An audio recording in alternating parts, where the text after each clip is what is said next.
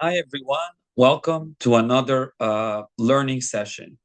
Today, we're going to be learning about something that is very interesting, and it's a partnership that was done between the two children of Yaakov Avinu, Yisachar and Zevulun, as described in Torah in two places.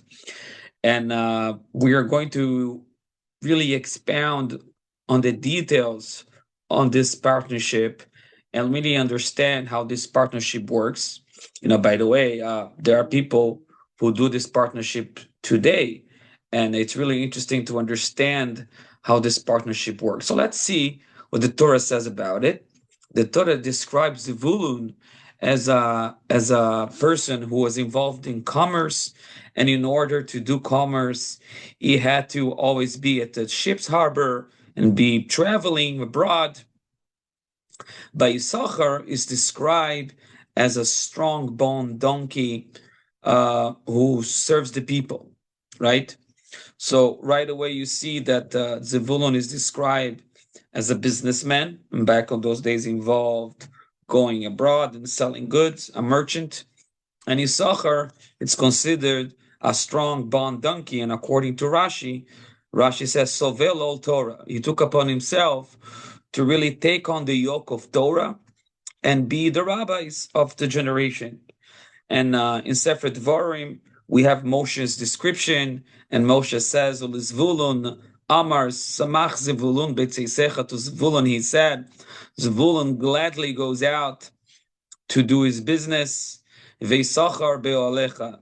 As at the same time, Yisachar stays and the tents of Torah, right? Veisachar be'alecha means a tent, and it's talking about the tent of Torah. So Rashi brings down something what's the connection? Why are we connecting Zevulun and Yisachar? So Rashi says something very interesting. Rashi says that Zvulun and Yisachar, they made ha'shutfut. Shutfut in Hebrew means partnership, right? Zvulun will go out to the ocean, to the seas, and he will be a businessman. And venoten letoch piv shel Yisachar, and he literally feeds Yisachar all his needs, financial needs. Vehem yoshvim ve'oskim batorah, and the tribe of Yisachar was able to live a life in which it was only a spiritual life. They were involved in the learning of Torah. And that's what Rashi says, Lefichach, that's why Igdim Zvulun leIsachar, that's why we find that Zvulun in Torah comes out before Yisachar, even though we know that Yisachar was the older brother of Zvulun, right? So why is Zevulun mentioned first if Yisachar is the older brother between the two? So Rashi says, Lefichach igdim Zevulun leIsachar, that's why Zevulun comes in first, because Torato shel Yisachar, the Torah that Yisachar had, came al yedei Zevulun naita, was only possible through the work, through the means that Zevulun provided for Yisachar. So we see clearly that the Torah is describing a strong bond, not only a strong bond, a real partnership between Yisachar and Zevulun, in which Zevulun did the work and provided the peace of mind and the ability for the financial means for Yisachar to completely just be occupied in Torah study. Now, when we say that there's a partnership, how this partnership is understood? Like, are they partners 50-50? And 50-50 in what? How exactly are they partners, right? So when we look in Medrash Rabbah, and the Medrash talks about a different part in Torah, where Yisachar is before Zevulun. It's talking about when the Nisim brought different sacrifices for the inauguration of the Mishkan, of the tabernacle. So it's Bayem Hasheni, the second day Yisachar brought, and the third day was Zevulun. So the Medrash really is inquiring about number one, why Yisachar here is first. That's a good question, but the Medrash is inquiring about the fact Lama Zacha Zevulun le'akriv shlishi. What is the merit of Zevulun to be the third one in line, right? So we had Yehuda, and then we had Yisachar, And now we having Zevulun is the third one before everybody else. He was like he was one of the youngest of the tribes. So why is he coming in third? Now Issachar, we understand he represented Torah, right? So he was second. But why is Zevulun coming third? So the Madrash says, Lama zacha Zevulun le'akriv shlishi lefi shechibe v'et Torah. He expressed his love and appreciation for Torah and Torah learners. V'yichi v'yado, and he was willing to share, to make partnerships and fund Yisachar's learning. So he wouldn't be suffering at the same time as he was learning Torah from lack of funds, right? And also, since a person usually needs to spend great amount of times to cater for his financial needs, that means at the same time you'll have to not be involved in learning. So in order that Yisachar, the tribe of Yisachar, would not be losing time, like investing their time in other things, lefichach, and he became a partner, and he supplied their financial needs. Lefichach zacha Zevulun. That's why Zevulun had a merit. Liot shutov la Torah. He became a partner in Torah. Ve'aya chaveiro shel Yisachar, and he was Yisachar's buddy. Ulefichach ikriv achrav. That's why he brought the korban in third place, right after Yisachar, ve'achar Yehuda, and right after Yehuda. And the Madrash ends with the words, when you look in the Madrash, and it says Zvulun ve'Yisachar shnei noitlim schar Torah beyachad. That Yisachar and Zevulun would take reward on the Torah learning of Yisachar together. And also and they also share their partnership, the Torah, whatever monies that Zevulun made, he also was entitled to 50. So it was like a 50-50 partnership. And Zevulun was entitled to 50% of the merit of the Torah learning of Yisachar. And Yisachar was entitled to 50% of net gain profits after expenses, of course, of Zevulun learning. So this is something that we have to expound and really understand.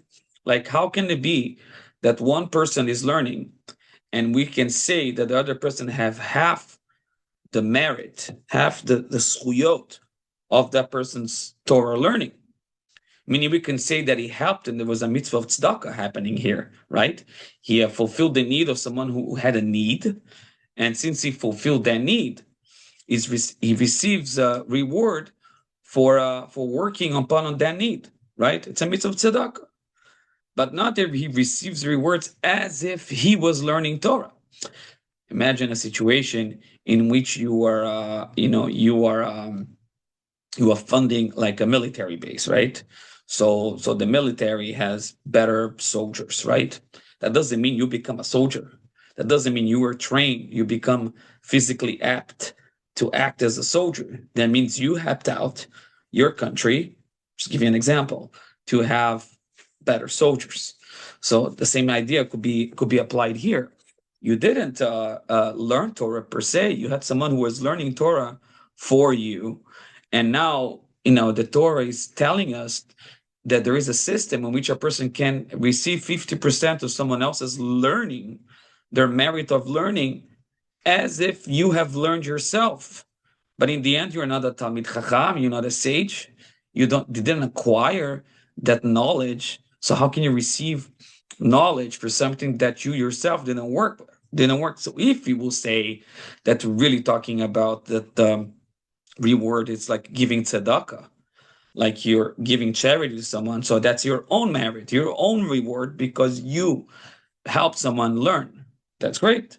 It's tzedakah, it's a very important mitzvah. But to say that you become partners in everything, even on the merit of the Torah learning of Yisachar, that's very hard to understand, because in the end you didn't learn Torah yourself. Also, the concept of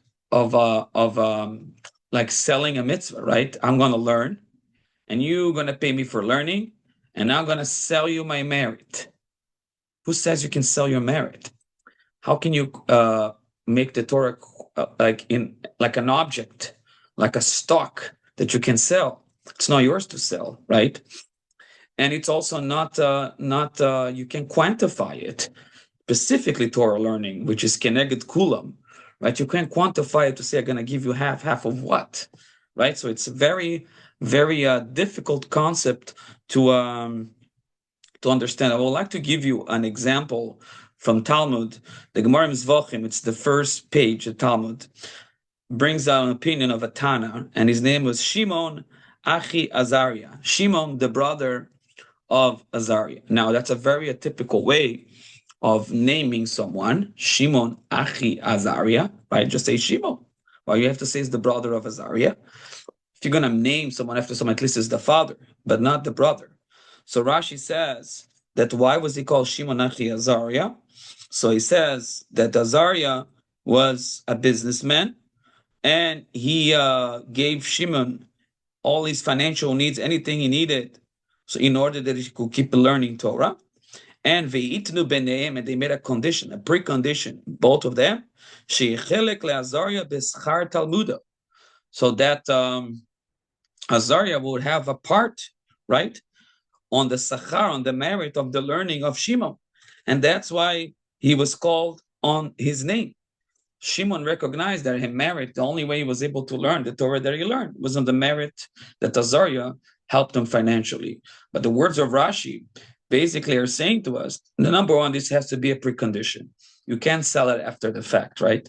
So let's say someone didn't do so many mitzvahs in life, didn't learn so much Torah in life, and now what he wants to make a deal. He goes to someone who's like, listen, I know you're a person who fulfilled mitzvot, you learn Torah, right? I want to buy a third of your merit, or 50% of your merit, or whatever. So can you sell it post factum? You can see from Rashi's word, and even we can understand it from Rashi as well in Torah, that the condition, this partnership, it's done before. You cannot sell it after. It's not a market. It's not yours to give away. But I can, with the condition, before I start learning, I can make a precondition on it, and I can sell my my divide with you. Like it's a real partnership. I get 50% of your profit, and you get 50% of my learning, and it's a real partnership, and it only in a precondition that really works. It's interesting, and I would like to bring down this question. The Chida, Chaim David Yosef Azulai brings an interesting question, and his question is, like, really, a person should really think about it if he wants to get into a partnership like that, and I will explain. The Gemara talks about a situation that the women, even though they're not obligated to learn Torah, right, but they have merit of Torah learning. So the Gemara inquires of it. It's the Gemara in Sota. So the Gemara inquires about how can it be that the woman has reward from Torah learning if they're not obligated to learn Torah, right? They can do it at their own volition, but they're not obligated. So the Gemara says, what do you mean? Like, he's talking about, a woman who is married and has children. So the Gemara says, of course, they have schus Torah, that they bring their children to learn Torah, right? So the merit that they bring their children daily to learn Torah. Not only that they send their husbands away. Back in the days, the yeshivos were far. The husbands had to go away for a certain amount of time. So in that merit, that they sacrifice themselves in order that their children or their spouse can learn Torah. So the Gemara says, Milo palgam bahadayu. Are they not entitled to 50% of the schus, of the merit of the learning of their kids or their husbands? So it can be a situation as the chida. Let's say a person is married, right?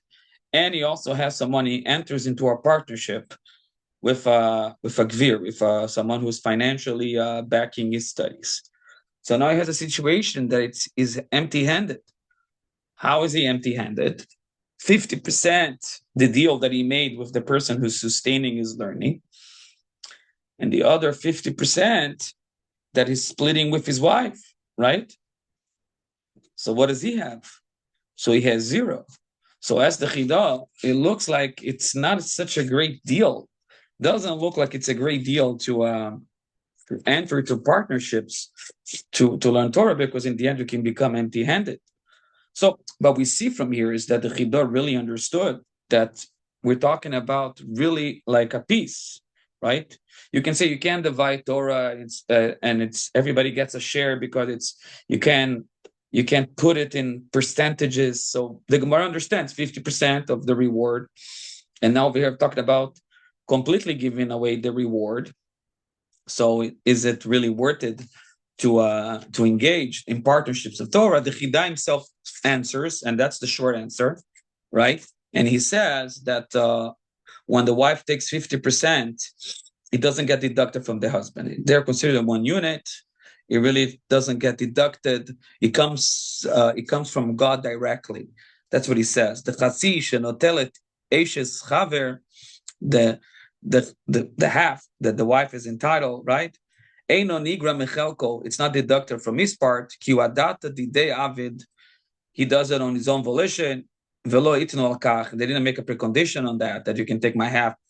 Raksha kadosh baruch hu bechazdo, that the Almighty in his own rachamim, in his own benevolence, he gives her half of a reward from himself, from himself. What is not true when you make a partnership with someone before it. Like you don't make a partnership with your wife.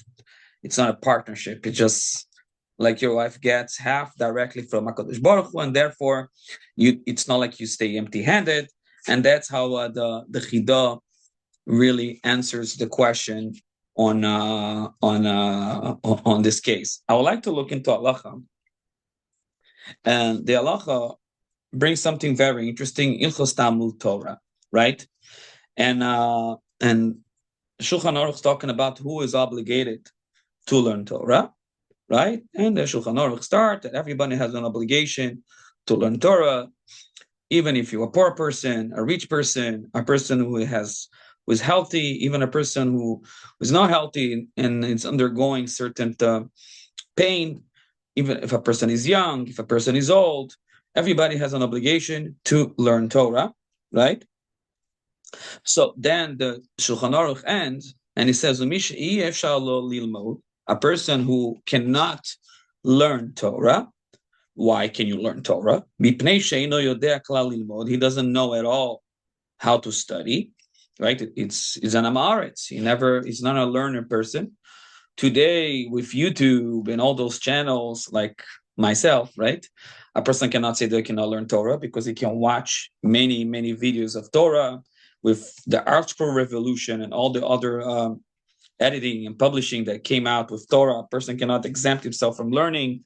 There's applications and everything. But the other situation is, he doesn't know, which I just said, it doesn't really apply anymore. The person is very occupied.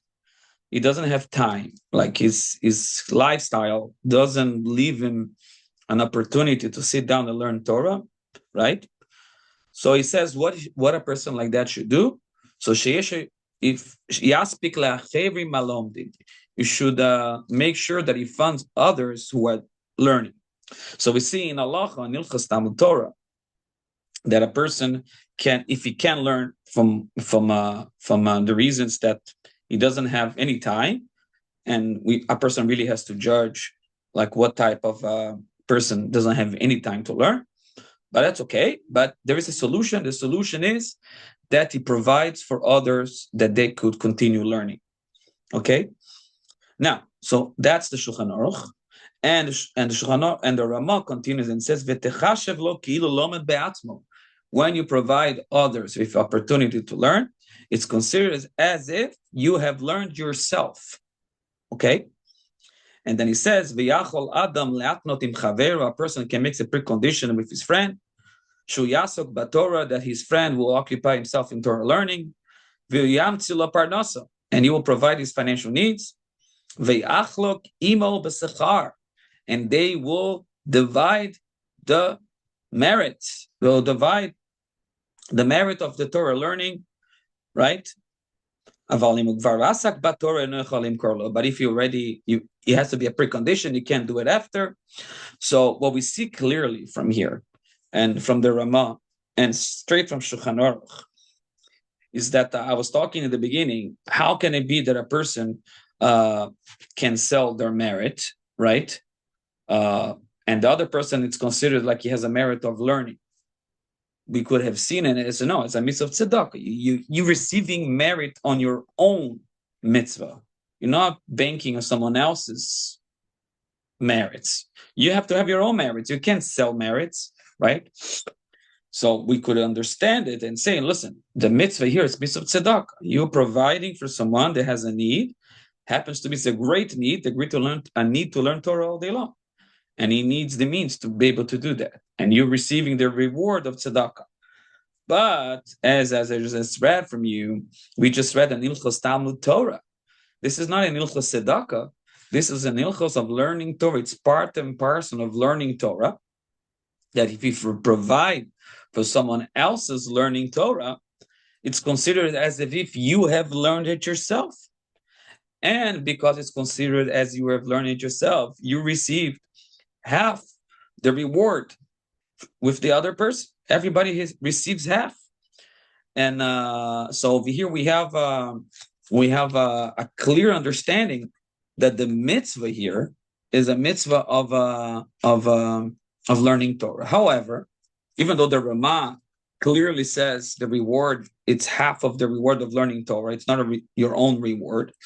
We have the Maharam el-Shakar, who was a sage who lived in the 1400s, and he writes specifically that the reward from helping someone learn Torah, you don't get half the reward of learning Torah like you have learned it yourself.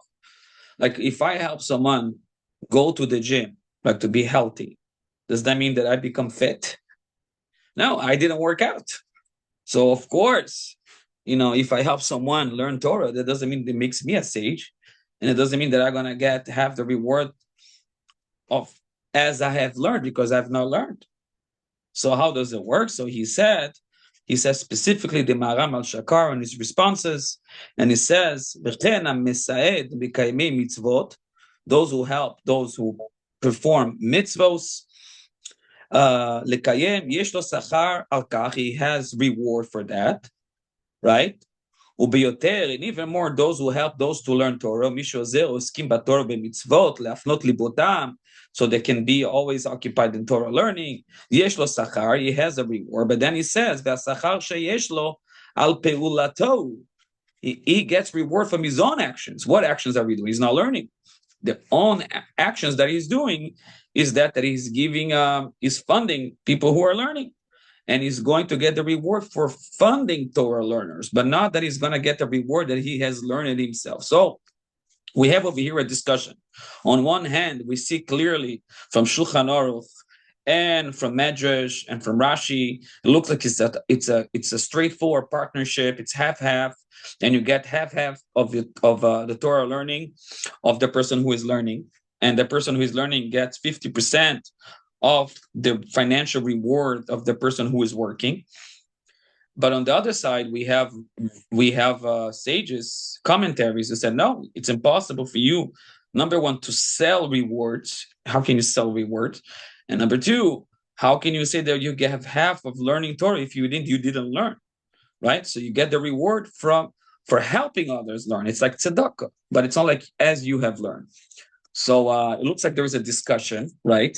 So there is a response of Tzitz Meliezer, and it's Rabbi Yehuda Vanderberg, who was a very well-known posek legislator, and he tries to make a pshara, make a way in which everybody is correct. And he says the following: the reward of Torah, it's twofold. It's two parts of it. There's the Sechar Seguli, which is the divine reward. Like when a person learns Torah, he receives divine abundance and spiritual life, right? In the upper worlds. And that's one reward. And then there's the other reward, which is the consequence, the retribution for their learning, the actual reward. So Rabbi Vanderberg says that the divine abundance and spiritual life that you created for yourself from learning, that cannot be divided. That gets attached to your soul, to your tikkun, to your correction, right? But the actual retribution of your learning, that could be divided. So there's two types. That could be divided. So it's not that you are missing out on the divine reward that you should be getting from learning Torah, but on the actual reward, the retribution part, the physical retribution part of it, in a way that can be split up.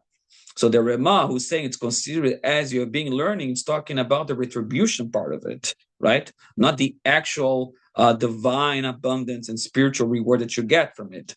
And that's what the Maharam was saying, that you cannot sell that and you cannot split that, right? That you will get on your own accord, on the mitzvahs that you do for yourself. But nevertheless, I would like to wrap it up. Nevertheless, we see that a person should always be involved in Torah learning. There's no really excuse not to be learning Torah. And the only really backup that a person can have, if somehow he cannot learn Torah, right? So not knowing how to learn, it's not really an excuse. Today, there are many outlets for people to be able to learn and to engage in Torah learning. Unless the person is very occupied, tirdot, or he has things that occupy his mind, he cannot put his mind to learn, then he has a way in which he makes a partnership with someone who is learning, and he can get the reward for Torah learning. It's my wish that we all be more engaged in Torah learning, and even if we are helping others, we still have an obligation to learn, and it should be the will of Hashem that we will all be askonim in Torah, will be engaged in Torah learning, and like that enhance our spiritual life and our understanding of this world.